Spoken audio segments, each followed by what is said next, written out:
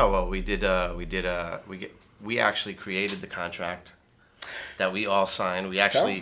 We actually built, from scratch. I had a big hand in that, Well, really, you were the legal because guy. You were the calculator dude. I did all the numbers. We made him crunch the No, numbers, and we came up with 25% apiece.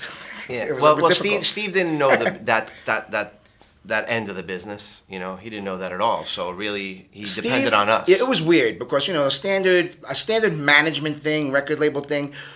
It was different with this because we were bringing. He was new to this. He was a businessman, but he didn't know anything about the music business. We did. We felt we were bringing more than just being artists. We were bringing knowledge, which is more valuable than anything, as anyone in the industry knows. Um, we decided that Dan Warren, he's going to provide the studio. Okay, we got him involved in this, even though we had some trip theory problems with him down the road.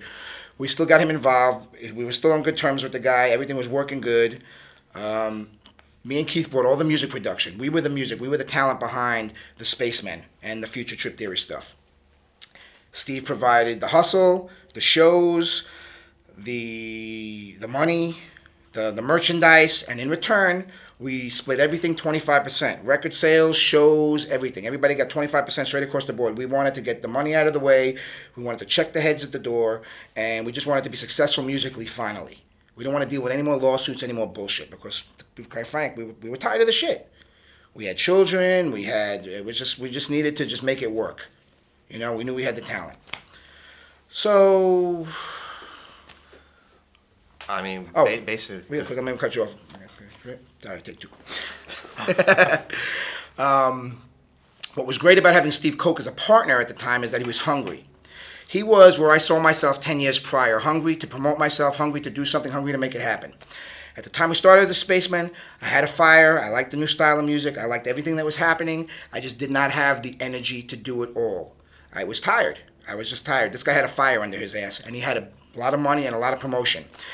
The deal that we cut with Steve was whatever headliners he booked, DJ Icy, Grandmaster Flash, Africa Bambaataa, anybody he booked, anybody big who he brought into town, Danny Teneglia, I don't care who it was. The Spacemen and Trip Theory were at the top of the flyer. We were absolutely nobody. We had no following. We had nothing. We believed that the logo, we wanted to create a brand. It was all about branding. Captain Crunch, Frosted Flakes, Spacemen, and Trip Theory. It was all about the brand. And we had to create the hype. It was all about hype. I mean, at the end of the day, people who were coming into the scene, they were seeing Spacemen and Trip Theory, and they're like, oh, those guys are incredible. They didn't even know our music. They just heard that we were incredible. They saw flyers. We were larger than life above all these popular DJs. And little did they know, we went back to our little disheveled apartments at the end of the day. They didn't know. We created the hype. We created the buzz. We created the brand. And that's what made us successful. And that's what got us from being local heroes to being national heroes to being international heroes. We've traveled abroad and we've done a lot of stuff, just everywhere. And it's thankful to that marketing technique, hype. Well, the music kept us there, though. Well, the music, no, yeah, the music is great, but my thing That's with what the music got us was there there initially. was a lot of good music out there too. There was Artecker. There was a lot of these underground. There was Daft Punk. MTV Amped had all the. I mean, there was all the good music they were playing. They weren't playing the crappy shit. You know what I mean? They were playing all the good stuff that I saw us being equivalent with. And there was a lot of good music out there. The thing was, we had to do something to separate us from everybody else. Hence, the alien costumes and the whole alien space vibe. Nobody was doing that. Did I think it was going to make a novelty act out of us? Yes. Are we still doing shows 14 years later cause of that? Absolutely. There's nobody else around. Nobody's doing anything anymore. Yeah. We go and do these parties now, and we are the only electro-based break acts that are doing stuff. That are doing stuff. Everything else is electro house, dubstep, jungle. But here we are still mixing with the crowds and still doing it. We switched up our style a little bit. We were experimenting with different genres. However, it's been working. The Spaceman masks have been working for us. And they love us. I mean, we've created a fantasy, a legend. The logo, I mean, we don't even have to put a name under the logo. People just see the logo and they know. Well, we would be the only breaks act out of the whole bill, and it's all house or whatever, and we're like the only breaks act there. But they're booking us, and they come see us. So definitely It's a live show. It's It not a worked. DJ thing. It's a complete live show, and it's an experience. When we play larger festivals, we bring in characters to our show. We have this one guy who made our costumes. Guy's like 7 feet tall. I mean, it's ridiculous. But he comes out, he does all kinds of magic tricks and crap, and hypes the crowd up. The show visuals are in 3D. We hand out 3D glasses before the show. I mean, it's just, if people are, just they come out, they see it. We try to make it live as best as we can. I mean, It's more theatrical than any other. Really, it's normally just like a few guys standing up there and just.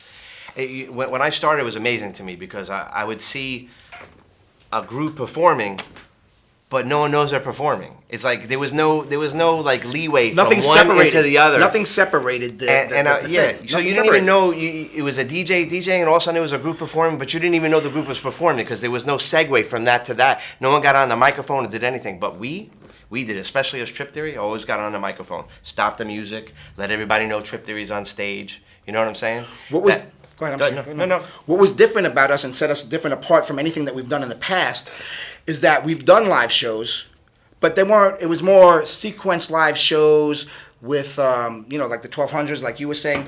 But with the Spacemen and Trip Theory, we went all out. We had like 9 keyboards on stage, computers, drum machines, and everything was sequenced and running together. And we were able to do the same show 50 times, but it would be different every time because we were able to do live remixes on the fly. Right. Which we still do to this day with less equipment because of technology, but it works. Technology and the overages on the Jesus on Christ! the luggage. Oh my God! Oversize, overweight. Dude, insane. Imagine traveling with 9 things, and everything was over 50 pounds. I mean, you could lift this. You've lifted this case. That case cost $300 to fly. Yeah, one time it was like about the last Atlanta show we did. It was almost $500 overages to bring our stuff, and it wasn't the old stuff. It was the small equipment. Yeah, man. You have any questions for us? Yeah, I have one major question to tie the whole thing together because you're one of the, as Spacemen, going to be one of the last acts in film, of course, being contemporary. If bass music makes a comeback in any way, shape, or form, would that influence what you're doing? Yeah, we put a little bit more bottom back into it, no? Yeah, we totally influenced us. I think that I would like to mix, our current style with that. You know what I mean? I'm always looking to move forward in my career. I know Keith is. We're always trying to excel at everything that we've done. We always want to make the last thing we've done, the new thing we've done better than the last. Obviously, that's our goal. So if bass music was to come back and we were to do a few tracks like that, we wouldn't want to go back to the way we were doing it. We would like to incorporate the new stuff with the old, the rapping on top of it, more bass heavy, but with more electro-y sounds. Tone it down a little bit, because it has to work. We want to try to bring a style across, of course,